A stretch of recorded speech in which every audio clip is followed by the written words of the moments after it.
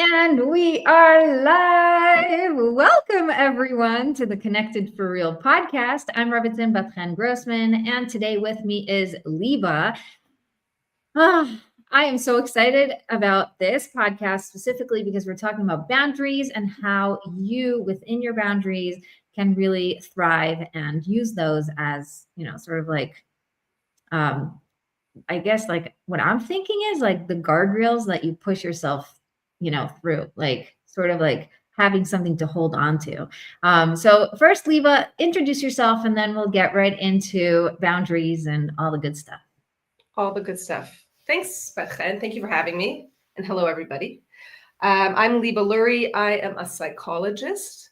I specialize in the parent-child relationship, which means I help parents feel calmer, more confident, and actually enjoy their kids like they always imagined they would. I'm also a mother of four. I live in Israel with my husband and four kids in the hills of Judea. And happy to be here. Thank you. That's awesome. Okay, so let's get into boundaries, shall we? Yes. It's a big topic. Boundaries is a big thing. Topic. It's a big topic, and I recognize that there's a lot of misconception around what boundaries are. Particularly as a psychologist, I see there's a lot of misconception and misnomers, which means people use the word incorrectly. So a common mistake that people make is they say, for example, you'll say to your partner, well, I've told you what my boundaries are. These are my boundaries. And the expectation is, do what I tell you to do. Because I told you what my boundaries are. You have to do what I told you to do. So the misunderstanding, the misconception is that if I have a boundary, other people have to keep it. And that's not what a boundary is. Really, that's a request. You're saying, I don't want you to put your socks or your wet towel on my bed. I don't want you to do that. I don't want that. And your husband puts his wet towel on your bed. So he hasn't honored the request. It's a request. A boundary would be that, this is a bit of a stretch, but a boundary would be that you block off your bed. Or a boundary would be I put a basket in front of my bed. Or a boundary would be he goes into the shower and I say, just a reminder, don't put your wet towel on my bed. The idea is that I'm the one who keeps my boundaries. I am the one who maintains my boundaries. No one does that for me. I am not, no one is obligated to keep my boundaries. I am responsible for my own capital S self. My wants, my needs, my desires, my wishes, my thoughts, my beliefs, my opinions, those are mine. That's me. That makes me me. And I have boundaries when I know who I am. And I know what I want. And I trust that knowing. Then I have a boundary. The boundary isn't something that you have and then you can feel safe. You feel safe. And that's what creates the boundary. You know who you are. You know what you want. You know what's important to you. You trust it. You believe it. And you don't need anybody to tell you that that's okay. You don't need anyone to reassure you, to confirm your truth, to believe you. You don't have to believe me. This is me. This is me. I know who I am. I know what I want. I don't want wet towels on my bed. And you might have a partner that says, why? What's the big deal? But you put your towel on my bed. That might be true. I have to take that into consideration. I'm going to think on that. You might be right. But in this moment, I don't want your wet towel on my bed. And I want to be really clear about what I want. And there's one thing about letting other people know what you want. But really, you have an emotional boundary when you know what you want. And that, Bat-Chen, is where a lot of people get kind of stuck, is because they don't know what they want. They don't know what they need. And they don't feel comfortable getting to know it, because in so doing, there's a sense of I'm doing something wrong. Because a lot of times I don't have an emotional boundary because I'm busy making sure other people are okay, that other people are getting their wants and needs met. And so I'm really abandoning and neglecting my capital S self. And that's where we feel or experience ourselves in relationships as though we're being taken advantage of, we're run down, we're resentful, we're not fulfilled, there's no joy, there's no pleasure, because I don't exist here. And unfortunately, many times we are waiting for someone else to confirm that I'm here and that I matter. And that's the lack of emotional boundaries. You are here because you are here. God put you in this world, you're here, you exist, you matter, you have value, you have purpose in and of yourself. And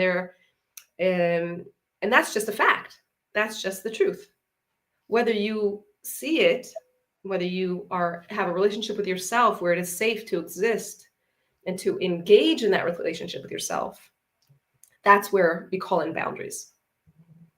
Okay, how's that all sound? I gave you my spiel. Your turn.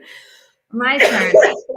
I'm just so excited because we're talking the same language. The fact that, when somebody says to me, I feel run down, I am invisible, everybody's taking advantage of me, they're not holding to my boundaries, or they're not, respecting me in certain ways. It's not their fault. It's not their fault. And as much as it's so easy to use them as, blame and it's their fault and just sort of pin it on them. Bottom line is, if you don't create that for yourself, that's where it gets really tricky. And here's where we have to say, like, yeah, how do we do that? How do we create our self and that boundary so that we are feeling really good in the space we take? Yeah. A really incredible moment in my work with my clients is when I reflect back to them what they essentially say to me. And I, something to the effect of, this is happening for you. This experience is happening. It's important. It's real. It matters. You exist. And I'll say, do you know how I know?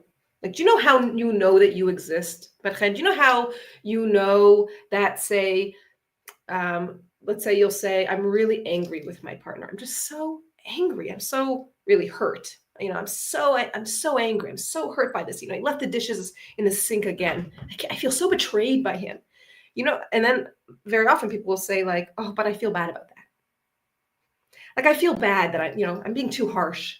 Maybe I'm being, and so they're sort of in conflict with their own knowing of what's happening for them, because you shouldn't feel this way. You shouldn't have this experience, but you are betrayed. You do feel it betrayed. That's real for you. It's happening. You know how you know? And then people say to me, because I'm feeling it. Well, that's right. And they're like, oh yeah, I actually have these experiences, and they're actually happening, and they're real, and they matter. So the first step is to bring our attention inward to our own internal experience, paying attention to our inner world. This challenge here is very often people are highly attuned to the inner world of other people. Like a client I just had before we met here, Bat-Chen, she had said, and I almost feel tempted to pull out my notes, where she said something to the effect of, I'm preoccupied. She didn't use the word preoccupied, but she said, I'm preoccupied with what they're thinking. It's scary for me to express what I want, what I need, because I'm so busy thinking about what they're thinking. Right. We lost your video, by the way, if you want to. I know. Let me just read the note here. The browser's lost connection. Make sure you have the right camera selected. Close any other applications. You can click the camera button and try again. Okay, I can do that. Thank you. There you go. So I couldn't read. So the first step is really to acknowledge that I exist, I'm real, and I have experiences. I may not feel comfortable knowing about them, because if I know about them, actually, it can be really scary. Like somehow, really, I'm not watching what they're doing. And something bad might happen if I'm not paying attention. This is very common with individuals who grew up in emotionally unpredictable environments. Caregivers who were moody, who were absent, who are emotionally ambivalent. They would love you, but then they would turn on you. They were sometimes available, sometimes they weren't. Abusive caregivers, verbally or physically. Um, I said moody, a punishing, authoritative, critical. So it's not the experience in this primary relationship doesn't feel safe. So how do I get safe? Well, I'll get safe by making sure, like, I'm watching my perimeters. So I'm so busy thinking about what the other person is feeling that I'm not paying attention to what's happening for me. And what's more is that in these relationships, unfortunately, these caregivers, not maliciously or intentionally, God forbid, unconsciously, unknowingly, are not reflecting back your experience. They don't see you. You're not seen.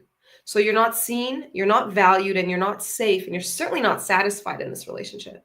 And so your sense of self doesn't have a safe place to grow and develop. And so here we are in adulthood, and I don't even know who I am because nobody ever paid attention. Right. And so now I'm married and I'm a mother, thank God. And I'm really struggling in this relationship. And the issue isn't that my kids are, something's wrong with them, God forbid, or my husband's not a nice guy like I thought he was. Oh, he really let me down. Not likely. He's probably an okay guy. But you can't really know for sure until you tap into your own self and ask yourself, well, who am I? What do I want? What do I need? How do I feel in this? Do I feel safe? Do I feel seen and valued? And the mistake we made, as you alluded to, Bat-Chen, is people look outward for someone else to do it for me. Right. And that's where I don't have emotional boundaries, because I'm depending on someone else to affirm that I exist, which means you don't exist. Right. You don't exist. And so you're always disappointed. You don't feel safe to be you. You don't feel satisfied. You don't feel seen and valued. And then we do what we always do. We work harder. We do more. We turn up the volume on our care of others, love of others. But I do so much for you. And then, and then we resent the people in our lives because they're not participating in the transaction. You owe me. You owe me. You have to pay me back now. Don't you understand how this relationship works? I give you, you give me back. But really, relationships, in my opinion, work best. And I say work like if you put sugar, I use this example. If you put sugar in your car, in the tank of your car, the gas tank, it's not going to work. Like, it literally will not run. So I don't mean colloquially it won't work. I mean, literally, relationships don't work. The joy, the satisfaction, the pleasure that is embedded in these connections is not nurtured, does not get to, does not have like a ground to grow in if I don't exist. Right. I'm not here. How can I take pleasure and joy in this connection? And that's really where it begins. It really begins in recognizing this idea that a relationship is the way I define it is, I like to imagine it like the space between us. You and me, Bat-Chen, there's a space between us. And I am me, Liba, separated in my own mind. And you, Bat-Chen, reside in your mind. And then we come together in this space and we relate to one another. And the quality of this relationship is going to depend on how I experience myself as a separate individual and how you experience yourself as a separate individual. Now, if in this relationship, you don't feel safe in this relationship, how you, of course, you represent other people, how you will think, feel, and behave is going to be different than the Bat-Chen who knows who she is confident in herself, feels safe in herself, period, in her capital S self, feels confident, trusts herself in her relationship with herself. That Bat-Chen will come to the relationship a totally different individual. And so we can point the finger and say, it's you. I can say it's my husband. If he were different, then I'd be happy. Right. But really what we're saying is my happiness is dependent on you. I need you to make me a certain way. But really, that is an example that is actually an indication that, oh, maybe I'm lacking emotional boundaries, which isn't a bad thing. It's not a bad thing. It's not a problem. It's an invitation. It's an invitation to get to know myself as a separate individual. Feeling separate is scary.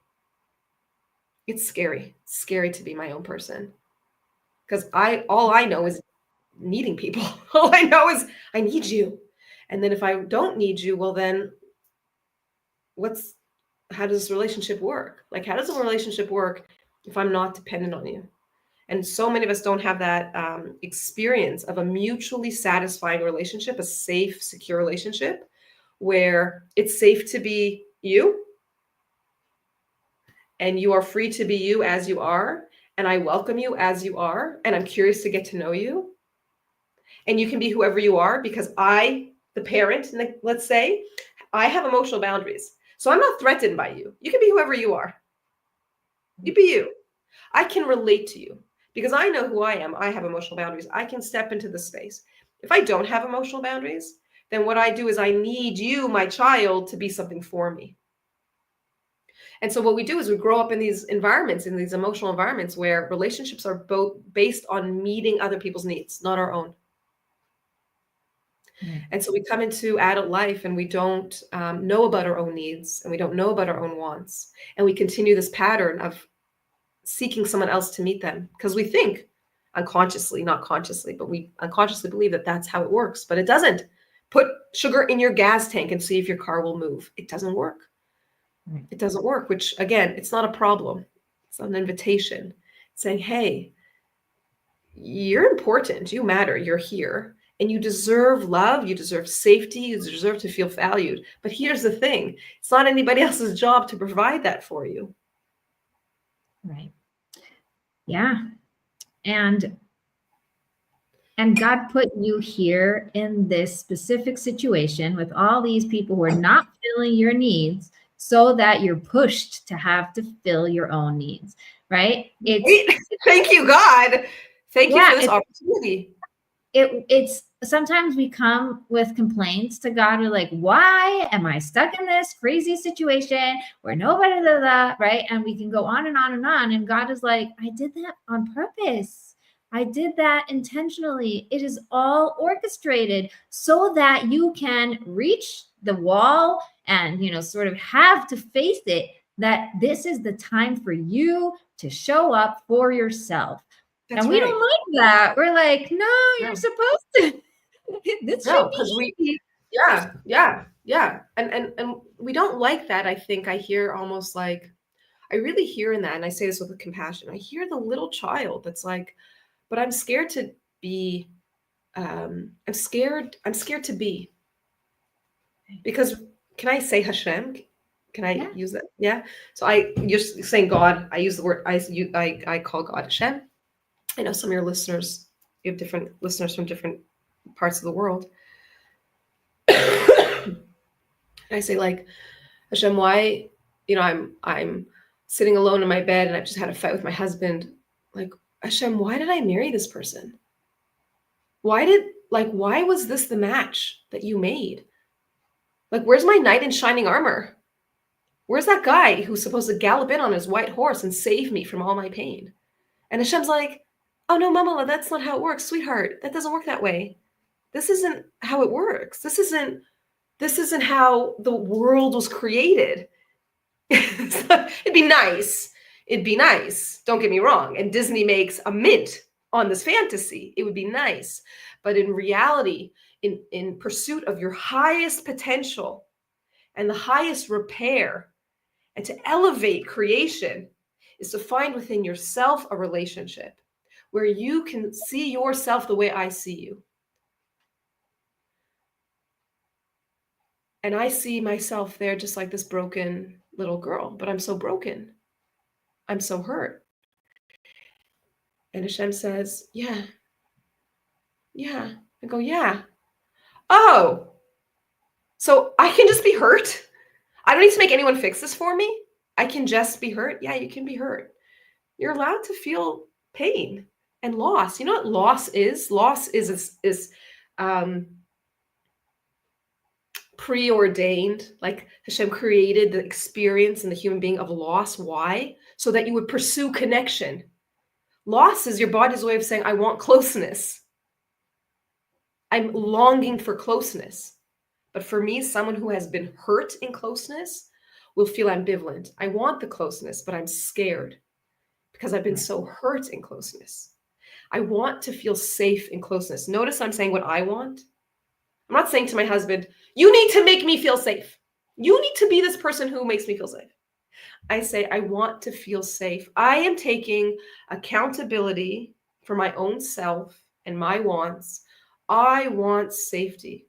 Well, what has to happen in my relationship with myself, in my repair, or in Hebrew, we can say tikkun, in my repair, and like for all the stars in the sky and the grains of sand, this one little morsel, this is me, this is you, we all have our very important job here.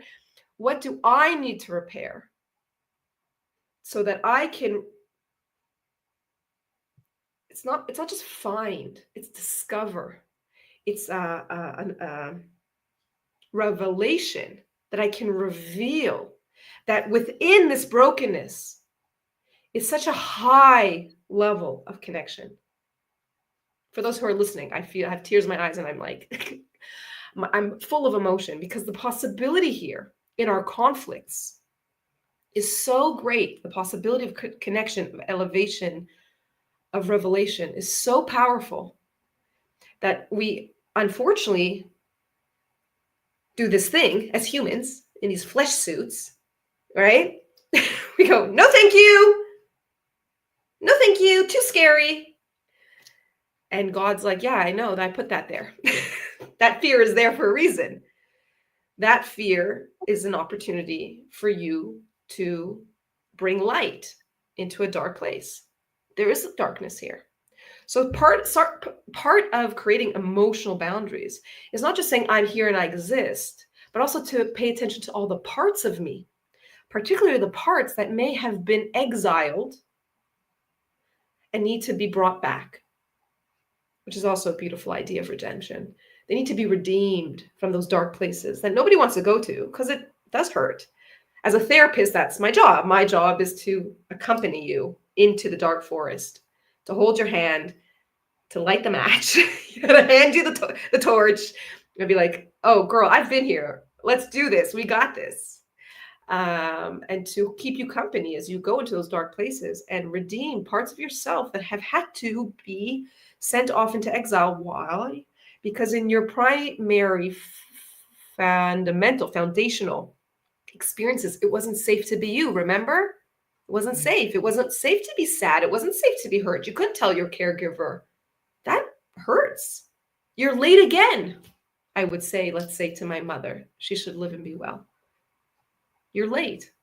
I say this because I'm writing a book and I'm writing a story about, and there's like a story of being late and what it was like for me to be a mother who runs late and how it would so hurtful to me as a mother because I know what it feels like. So I'm using this as an example. But that hurt. So here's you bring in all these beautiful examples, and even if the caregiver is the best mother, she's still going to do things that hurt you because that's your journey. If you were meant to have a perfect mother, then God would have made your mother perfect. But none of us are perfect, and therefore none of us are going to have an experience growing up of no pain, no hurt, never experienced any, aloneness. I'm completely held. No, that's the whole point. It's, we can't even blame our parents for this. It's part of the journey that we were given so that we can push ourselves to find and redeem and really light up. Right. And I often say, and all of my clients will attest to this, I will always say, this is not a witch hunt. We're not coming for anybody. In fact, what I'm suggesting is the opposite. We're not blaming anybody. This isn't on anybody else. Granted, things, interactions happened. Experiences occurred. You have a history. You come from somewhere. But we can't go back in time. And the point here now in the present is not to drag anybody through the mud or toss them onto the stand, and bring them into court. And now they have to, this is not what's happening. What's happening actually in my pursuit of establishing emotional boundaries around my capital S self is to recognize, with everything said and done, here I am today in this moment. And the question is, in my pursuit, I'm going to take accountability for myself. Who am I? How did I get here is important, but what do I want to do about it now? What we do today and the choices I make today are up to me, not anybody else. It's how I respond to my experiences that really matters. The fact that things are happening, well, thank you, God. Thank you, Hashem. Thanks, God. Like, thank you. I was taking a hike yesterday with my son and my husband, and it was getting dark. And I said to my son, I was feeling scared. I was feeling nervous. I was feeling fear. We weren't in danger, but I was feeling fear in my body. And I said to my son, and as I tell you and your listeners, I've started doing when I feel this fear? I say, thank you, Hashem. Thank you for this opportunity for me to remember and to reconnect to you, the truth and the light, that's what's real. This feeling in my body, it's just an emotion. It's an emotion. The emotion is real, but it doesn't reflect reality. And that's really important. So like when your husband, let's say, for example, leaves the wet towel on your bed and you are furious, the fury is real, but it doesn't reflect reality. Your husband is not a perpetrator. He's not that bad guy. He does not embody every single man that has ever hurt you. That's actually not what's happening. You are feeling fury, and that's what I was talking about. In the pursuit of emotional boundaries, we acknowledge our emotions. They're real and sometimes very strong and powerful. And so I will actually, in my more dysregulated years, would stop, hand to heart, close my eyes and turn my attention inward and say, darling, this is real. This feeling is real. The mistake we make is then we react, and the reaction is often, in one way or another, a demand of the other person to do something to make that feeling go away. Say sorry. Beat your chest, lashes, suffer. I want you to know how much it hurts, so I'm going to hurt you. And we're projecting out, which means we cross our boundaries. Bye-bye. We are like out. We are out there and dragging that person in and being like, now you need to fix this. No, they don't. Now, don't get me wrong. It would be nice. It would be so nice if your partner came and said, oh my goodness, I'm so sorry. I can't believe I did it again. That's on me. And I'm so sorry. I'm really going to keep working on that. I wish for you and me. It's a nice thing. It's a nice thing to do. But if he doesn't, he hasn't not done his job. Because that's not his job in the first place. It's not his job to make you feel better. Right? And that's how we know we have emotional boundaries, because we know it's not anyone's job to make me anything. I make myself. I am accountable for myself. And when I can take accountability for myself, then what is possible? Because then people are like, yeah, but then where's the connection? When you're accountable for yourself, watch what happens. The interactions, when you step into that space, that relational space that we were talking about earlier. Now, Bat-Chen, you and I can come and meet in that space as two whole separate individuals who are accountable for themselves. That is a safe place to be. That is a place where intimacy can, what a beautiful dance. This is where intimacy, pleasure, joy, connection can reside, because it's safe. It's safe. I can be vulnerable with you. Why? Not because I trust you not to hurt me, though that is nice, but I trust myself to know that if you hurt me, I can be okay. I can take care of myself. You can let me down and I'm okay. Wasn't always like that. But now with emotional boundaries, it is. I'm okay. And with work and commitment and faith, we can really create something really beautiful, a really beautiful relationship. Please God, your partner is ready and willing to participate in the same dynamic and you guys can meet. But even if you can't, God forbid, you still have the self. You still have you. And that's That's important. That's to me everything. Right. Because you have that, you're good. You're good. I don't mean good morally good. I mean good, meaning you're safe, you're comfortable, you're seen, you're valuable, you're solid, you have a ground to stand on. Yeah.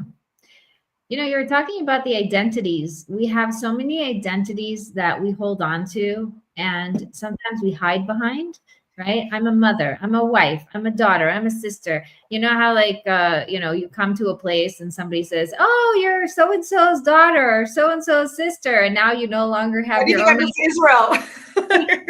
Yeah, You're Nechama's sister. I'm like, oh no, I'm Liba. right. Totally. Exactly. So, Yeah. so how we see ourselves is very reflected by those relationships. And then suddenly, what if, your kids grow up and you're no longer that like mother that they needed then, and like there's just so much space of not being mother. What do I do with myself? What do I do now? Or you moved out of your parents' home and like you're no longer that attachment. Then that really gets to be the push sometimes for people to question, wait, what is my identity? Right? Right. Like, Well, because there's a difference, psychologically at least. I'll make the distinction between roles and identities. Roles are the things that you do. Like if I get up on stage and I play like what's her name in English? Little Red Riding Hood, I play that role. But who I am off stage is who I am. And I am that, and I bring that even on stage into the role. Your right, identity, who you are, is not a reflection of what you do. It is your essence. right, And ideally, you had this opportunity to get to know yourself, and not just to get to know yourself, but to be known. Psychologically, we know who we are because of how we were, what was reflected back to us. And you think like when you have a baby, please God, you hold this baby close to you, and the baby in their mind, psychologically, actually borrows your mind, right? So if you're really anxious, baby's like, oh, yep, we're anxious. It's just called the symbiotic stage. You're one. You're essentially one, and that's okay. That's appropriate. Um, if you're calm and cool as a cucumber, baby's like, okay, cool. We're calm, cool as a cucumber. And I just want to say for anyone listening, it's okay if you feel anxious as a mama. It's okay if you feel cool. Okay, where everything is allowed here. Not one is good and one is bad. We're just humans and we have all sorts of experiences. But the point here is that as an infant grows and they start to have the neurological mechanisms start to develop where they're able to perceive themselves as separate. For example, they can see their own hands and they're like, whoa, I got hands. And then they start to see that those hands are actually their own. You know, when they're babies, they like scratch themselves because they don't know that those are their hands. And then at like a certain stage, 4 or 6 months, they start to see their hands. They're like, whoa, I got hands. Oh, I'm a person, I'm separate. And bit by bit, your this infant starts to sense themselves as separate. And then they turn to their caregiver and they go, right? I'm separate. And that's where it's so important. The caregiver's capacity to relate to the infant is separate. Now, if I'm speaking for myself here, I didn't have that experience. And so when my babies wanted to be separate, I got really scared and anxious. Oh gosh, be careful. Don't leave. This was my challenge, and I kind of knew what was going on. I was like, wait a minute. And so I had to tinker in my own mind, my own patterns of relating, so that I could feel safe as a separate individual. Because remember, as an infant, I didn't get that. So I had to repair those patterns. And then I was able to show up in this relationship with my infant and go, it's cool. You're good. I'm good. We're good. You're separate. I'm separate. It's cool. And let's enjoy this connection together. That's a secure relationship. It's safe to be you. It's safe to be me. And there's enough love to go around. There's enough for everybody. In an insecure relationship where it's not so safe, I sometimes say to my clients, the feeling is insecurity, not like, oh, my behind looks big in these pants kind of insecure, or like, oh, I don't look good in this shirt kind of insecure, but like really unsafe to be who I am, to be me. And in those relationships, it's not safe to be me. And if that's an experience that I had, then my sense of self, my identity will be impacted. So much so that I won't even know who I am. People come into work with me and they're like, they come to a point where like, oh my gosh, I exist. I'm like, yes, hello. And they're like, hello. I'm like, isn't it awesome? They're like, oh my gosh, I didn't know that I existed, that I was separate, like that I was just a separate person. If you don't know this feeling, it might sound foreign, like what? If you know this, it makes sense and it feels really good and it feels safe. That's the idea. It's safe to be me now. It wasn't always safe. It just wasn't safe for me to be me. So that's the value of emotional boundaries. And the first step is to recognize that the self exists and it's separate. And to get to know the self, all parts of self. And you might have to do, it's not a problem, it's an opportunity. You might get to dig a little deeper to get to know yourself. I mean, that's my job, right? That's how I help people. I'm like, let's go deeper. Like, let me help you get to know yourself and feel safe doing that. So that you can come out of it all and go, oh, I know what I want. I know what I need. It might be scary to say it, but I know that I can handle that. And I'm going to let you know that actually, I'm thinking of an example, but it's not too much. I'm actually, no, I don't want to go on a date with you. I don't want to go on a date with you. The dates suck. I don't like them. I like you, and I really want to have good dates with you, and I'm totally here for it to talk about how we can make that happen. But I can tell you right now, no, I don't want to go out with you because we're not having fun dates. They're boring. They're not intentional. And you cancel all the time on me. So no, start showing up reliably and maybe I'll want to go on a date with you. Show up. Right. And that's a boundary. That's a boundary. Because a boundary, also another misnomer, is not a barrier. Some people say, oh, I have a boundary. Actually, I think the thing about boundaries is they actually make it safe to let people in. If you go, well, I have a boundary, don't come near me. That's not a boundary, that's a barrier.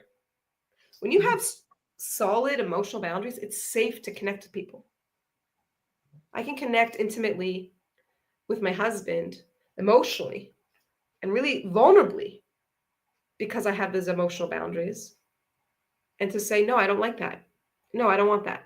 I might have wanted that, 20 years ago when we first met, but I was a kid. I didn't know myself. Now I know myself. And I know what I want. And this isn't me pushing you away, sweetie. I'm not trying to push you away like maybe I did in the past. Actually, this is an invitation to get close to you. I'm letting you know this because I want to be close to you. Right. Yeah. When I think of boundaries visually, I think a lot of people are living on hills with no gates, right? Like people are trespassing all the time. And it's just because they don't know that this is your house because there's no beginning and end. It's just all greenery and they think it's part of the mountain. They're not really sure it's you. They don't understand where you begin and end. So it's like they're doing it not on purpose and it just happens to be a natural place where people come and go. Yes. And there's those people who have, like you said, those really barbed wire. Yeah, it's like I know my boundaries. Don't start up with me, and like really tough. This belief that if I'm not assertive, in a negative way, like really strong and push away, then danger will come. Right? There's this like I have to keep everybody away, which is not healthy, not for you, not for anyone else. Because then they don't know how to approach. They're not even sure there is a way in. Like you said, barbed wire everywhere. Where's the gate? Where's the door? Do I knock? Do I ring? Like what's the way to connect you? But then there's that beautiful fence that just like shows you that this is where you can come in and this is the path. And there's a really beautiful feel to the whole thing. Yeah. And it allows for people not to just barge in and come through the ways that you are cool with people coming in. And then you can always close and open and sort of like, change things up the way you like. This is just Yeah. Right. So there are two thoughts I'd like to share here to your listener. One is, if you're a person with barbed wire, I again say it's not a problem. It's an invitation. It's an invitation to look inward and recognize how unsafe you feel that you need barbed wire. And so to Mm. really bring some compassion and empathy and understanding to this relationship with yourself, and not shame and guilt and I'm bad for this, oh, I'm getting something wrong, but actually I've got this barbed wire here because I really don't feel safe. So that's an invitation to, one, recognize the lack of safety, and two, to get curious about how can I feel safe? What do I need? Operative words here for the self. What do I need to feel safe? And at this point, it might be tricky because you don't actually know, because you've never felt it. And again, we bring compassion to that place.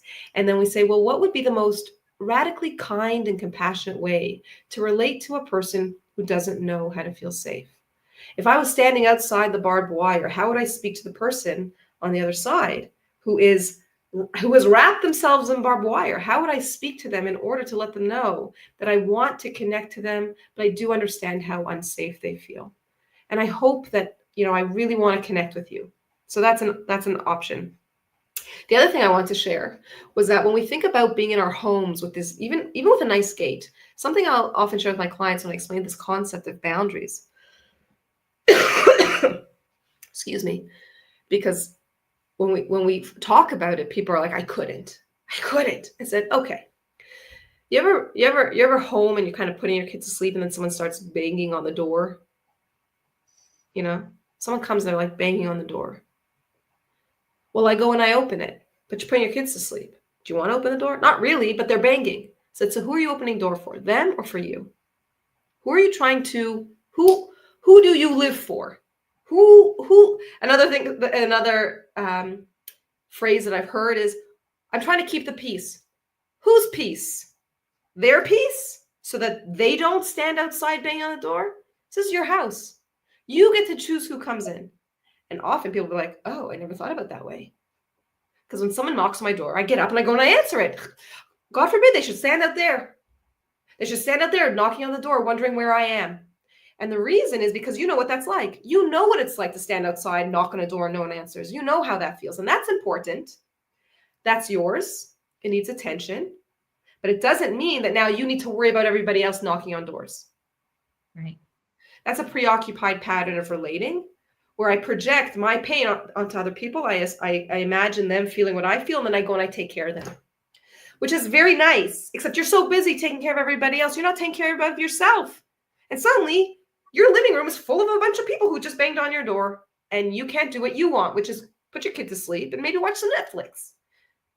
And so you've essentially sacrificed yourself for others. Right.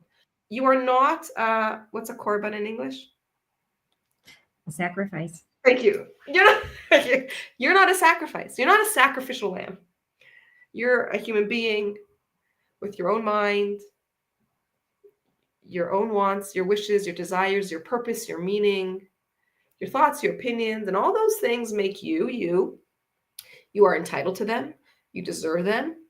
Whether you believe it or not, I'm telling you, it's a fact. It's not really up for discussion. It's just a fact. Like, if I drop this clip, it will fall. Gravity, another fact. Another fact is you exist and you matter, even if you don't believe it. If you don't believe it, well, there's another invitation. What's going on there in my relationship with myself that I don't believe my value because I believe in everybody else's value? I am empathic and loving to everybody else, taking care of everybody else. So what's the reason I can't direct that towards myself? So again, another invitation that I'm here. There's a relationship to be had here, a longing even. There's a longing, and it deserves to be satisfied. Not because I say so, but because God says so. It's like, that's not me. This is creation. These are the rules of creation. This is the path to redemption. This is a personal redemption that is available to you. And I'm telling you, it is sweet on the other side. It is sweet. Again, another fact. You don't have to believe me. Give it a try, see what happens. Yeah, it's an invitation. Come join me. Come and see what happens. It's very delicious. To Yes. feel safe, to feel seen, to feel valued, to feel confident in all of your relationships with God, with your partner, with your children, with money, with business. You're like, oh, wait a minute, everything's okay. Right. Oh, wow. And just imagine what's available to you when everything is okay, when you're safe and you're valuable. Just imagine. Yeah, It's pretty sweet. it is. Yeah. Well, we can't talk about boundaries and go over time because then we would be breaking our own boundaries, and I feel really bad about that. So let's invite everyone to follow up and continue this conversation. How can people find you and work with you? Well, the best way to reach me is through my website at libalurie.com. And even better is to send me a message. Like I like to say, I'm a real person. I'm pretty friendly and I really love connections. It's really my MO is connection. And very people will be like, oh, I couldn't. I'm like, well, maybe you can. Maybe you could. Give it a try. See what happens. You might just find that I'm pretty friendly and welcoming. So you can kind of check me out on my website, and there are links there to all of my socials. You can book a consultation call with me, and you can send me a private message just to say hi. That's amazing. This is amazing. It's been such a blessing and a pleasure to talk about this with you because you have all the words and all the examples and you make it come alive. And now I feel like, wow, that's What do amazing. I want? I'm so glad. What's a question that somebody can walk out of this listening this podcast and think, wow, I want to answer this question. Like the first thing I need to ask myself in order to get on this road to getting to know myself better, to connecting with my own self, what would you say?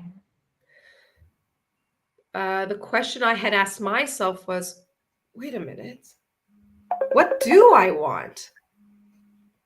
And in that pursuit of not knowing the answer, do you want to know what you want? I don't know. Well, would you want to know? That's the question. Do you want it? I don't feel safe. Do you want to feel safe? What do I want? Because whatever you want, God wants it for you too. It's there. It's available. You just gotta like open the faucet. So what do I want is the question. And I love how you say, do you want to want? Because that's usually the problem. You know, you say peace, love, calm. Oh my gosh, can I just live in this cool reality? Like, I don't know what I would do there because I'm so used to being firefighter. I'm so used to running after drama. I don't know what life looks like without all that. So a lot of times we'll what? It's boring. It's boring. But it's good boring. There's a Buddhist saying, and there's a Buddhist blessing. May you be blessed with a boring life. Meaning no drama, no chaos, no chaos. And in the boredom, we get to ask ourselves, well, what do I want to do with all this time and space and energy? And you get to know yourself in a very deep way. The way that you were created, the way that God knows you, you get to know. And through that, you get to know God. And it's not just in the self, but in also in your connections with others. It's so deep. It is so profound. It is so beautiful. And it feels so good. I love that. And with that, me too. Thank you. I just want to like hug you. Thanks. Thank you so much. Thank you, Bat-Chen. Thank you for inviting me here and to share. Thank you. Thank you so much for coming. Thank you, listeners, for listening. Please follow up with both of us if you need any help getting to this connection with yourself. Really, that is what we're here for.